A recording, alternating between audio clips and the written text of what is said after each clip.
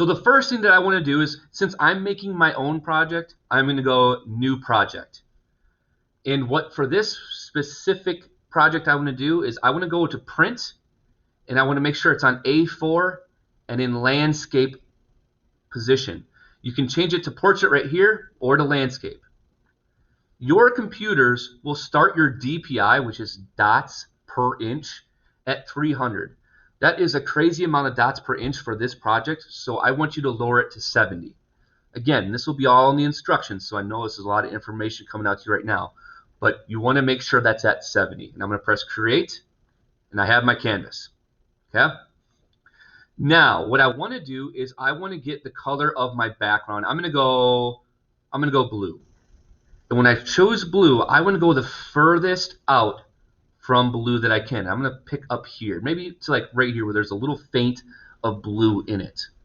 And I'm going to press OK. Then I'm going to go to my paint bucket, which is, it usually shows up as your gradient tool. Hit my paint bucket, and I'm going to just paint it. That's my background. That's the furthest away in my digital art scale. Okay? Then the next thing I want to do is I want to come down here is create a new layer. You can go here where it says new layer down below, or you can go to layer new. I see a lot of you on GoGarden do this. That's totally fine. All right. Now we want to draw our first set of mountains. You can do it two ways. I'll do the lasso select tool the first way, and I'll show you the other way of doing it, which is using a paintbrush. I like using the paintbrush, but I'm going to show you both ways. So first thing I'm going to do is I'm going to draw my mountains any way you want. This is all up to you. You guys are super creative compared to what I do. So, and then connect it. And then I go back to my paint bucket tool. But now I have to switch my color, because remember, the digital art scale goes lighter to darker. So let's go down to our color tools, our foreground color, and we want to scoot this just a little over. I'm going to click right here. It's a little darker, and I'm going to press OK, and then I'm going to paint bucket it. Yeah, that's too dark. It's too dark, so I'm going to go back, and I'm going to go back a little bit to right there. I'm going to press it. That's better. You don't want to go drastic changes in the digital art scale because you got a long ways to go. Okay. All right. So I'm going to press Control D to deselect, and I'm going to make a new layer. Now I'm going to use my paintbrush because I feel like I can get better lines in my paintbrush, and I need to go darker. So I'm going to go to my foreground color, go a little darker, press that, and I'm going to make my second mountain. As you can see, I'm not the most creative on this, but we're getting there. And then I'm going to paint bucket this, and there's my second. Now, as you can see, there's this little outline around it. In some colors and hues, that will happen because the paint bucket only hits a certain area. If it's a different color, it won't hit that area. So what we need to do is we need to hit our paintbrush, and we just need to go around that edge and fill that in. It doesn't happen with every color. I just chose a color that it does it. So remember, photo editing, we want it to look perfect. We want to take our time, and we want it to look perfect. Okay, so now I got this one figured out. Now I'm going to make a new layer and do my second set of, or my third mountains. I'm going to move it over. We're getting closer, so I'm going to go up first. Paint bucket. It did it again. And as you can see, my mountains are kind of looking very similar. I wish I was more creative when I could think outside the box of doing these mountains. Like you guys, I think are going to come up with some cool arrangements of mountains. But I'll show you why I did it the way I did it. I don't like this one up high, so I have it on its own layer. So I'll be able to move it. I'm just going to move it down a little bit, give it some differentiation between the mountains. And there you go. If this was all in one layer, I wouldn't be able to do it. That's why I do separate layers. Okay. And then I'm going to add in one more layer. I'm going to move my box over, and it's a darker color with my paintbrush. And this is going to be like the stuff that's closest to you when you're looking out. Paint bucket. And I got to brush it up again because this color is not acting well. So that's what the first project that you're going to do. And as you can see, If this was a real picture, you'd be like, okay, the farthest distance is the lightest, and you're looking out, and that closest is the closest object in it. You can do it with buildings. The most popular thing is with mountains, but you're going to make one of these in any color scheme that you want. Just got to make sure that the lightest is in the back and the darkest is up front. So that's the first project I want you to do, and that's kind of the easier one. Then you can shift your mountains to where you want. Oop, I have my paint tool selected. I'll go back. But you can move your mountains when they're on different layers by selecting your move tool. And I can move it over like down to here. I can move my first one. Oh, it didn't go past it though.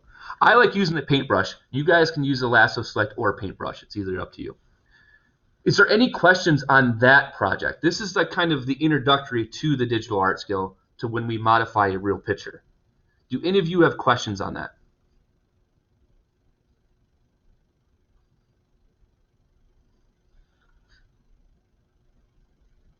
Austin says no. Kaylee says no. Madison says no. That is great. If you're not saying it in the chat, I'll take that as a no. But I think that is going to be a fun one for you guys. I think it's a pretty easy one, and you guys can do some cool stuff with it. So that's the first one I want you to do. Here is the second one, and this one is it's going to take you a little bit longer, but it's very cool, and you're able to do it from make a different picture from a mountain's landscape. So I'm going to choose, let's see, this one. All right, so I have this one. I have my sky, which is the farthest thing away. I have these mountains that are a little bit farther away, and then I have these that are even closer, and it just comes closer and closer until I have this one right here that is the closest. I think that this would be a cool picture to do, and I'm going to put this in the classwork stream so you guys can choose this one as well. So the first thing that I want to do is I kind of want to sample this color for my colors, for my color schemes that I want to use for the gradient. Who can tell me what I can use to sample this color right here? Did you already have that in the chat or what, Isabella? That was quick. Eyedropper, right. I can't even spell eyedropper that quick. Eyedropper. So I got my color down to my color charts, or my color tools. That's perfect. But now I want to take the color out of this so it doesn't mess up my art scale. So what I want to do is I want to add an adjustment layer, and I'm just going to do it to black and white. So now it took out all of the color, and now I can make my shading. All right. So the first thing that I'm going to do is I'm going to make a new layer. And with this one, I'm not going to do different layers for each mountain because this is a picture that you're editing. It's not you're making it and moving it around. No, you're editing the picture. Okay. So the first thing that I want to do is I want to outline this background with the lightest color on this scale. So I'm a little bit low on the line. So I'm going to go up here. I'm going to go to like about right there. I'm going to press OK. And this would be a good time. I'm not going to use the polygonal lasso select tool, but this would be a good time to do it because you could make it perfect. You can make it perfect lines on your oops, I didn't connect it, but I'm not going to use that. So on your mountains. I'm not going to use that. I'm going to use my paintbrush, but I'm not going to use a hard mechanical brush. I'm going to use a soft mechanical brush, and I'm going to outline the areas with that color. So I'm going to go like this, and you know, guys, I'm not doing it perfect. I expect you guys to go a little bit more time on it. I'm just showing you. Go around it, and I'm going to outline my background. I could have done a lot better on that one, but you guys are getting the point. You want to get as close to those mountains as you can. All right, and then I'm going to paint bucket. Put it right here. And as you can see, there's a little bit of area because it was a soft mechanical. So I'm going to go back to it, go back to my paintbrush, and I'm going to paint those areas in. This is where it gets photo editing. People will spend hours on getting this perfect.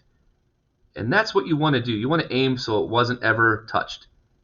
But I could spend a lot more time. I'm going to get my brush a little bit bigger by using my brackets and getting that a little bit better. All right. So now I have that. But look, it took out all the clouds. It took out all the clouds. It doesn't have any detail. How could I see the clouds with this color? Who could tell me what I could do to my color? Transparency, where is that at? What else? What other is that called? No clue. Hey, thanks for being honest, Isabel. It is transparency. You add transparency to it, but it's select. Good guess. I'm gonna give you a hint. It's over here somewhere.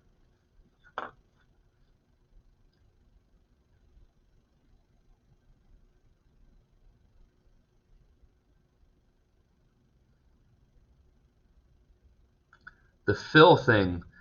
Oh, you're so close, Kaylee. You're so close.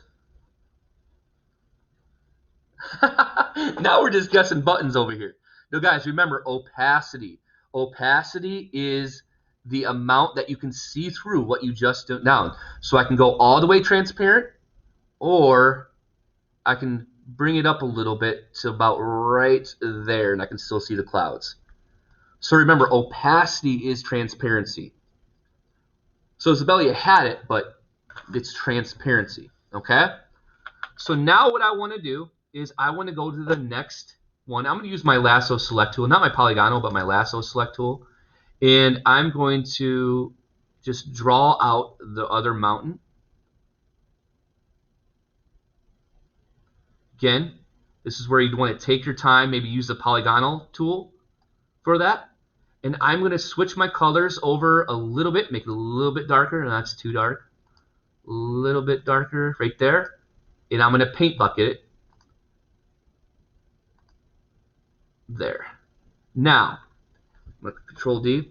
As you can see, there's still a little bit of my mountain still going, so I'm going to go back to my paintbrush, and this is where I can touch it up with my paintbrush. That's why I use a soft mechanical, so I can just blend it in, get those mountains a little bit closer. And there you go. I have my next mountain that's closer to me on the digital art scale. Okay?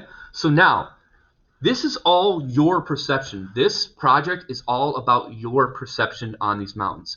I think that this mountain right here is closer, and then this is another mountain. You guys might think differently, and that's okay. This is all about your perception of the landscape and of your color style and your color scheme. I'm all worried about the skills. You guys bring the creativity, okay?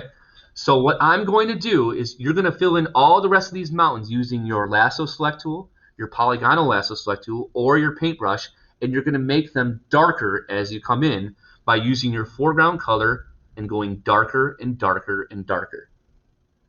There could be 50 shades on your digital art scale. There could be 5 shades. There could be 3. I want there to be at least 5. So I'm going to put some pictures up on the Google Classwork or the Google Classroom stream that you guys can either use or find some other ones. But again, remember, I want at least 5 shades on this picture, okay? On the one you do yourself, 4 would be fine, okay? So what I'm going to do now is I'm going to stop recording. I'm going to put this video up there too for you guys to use later on in the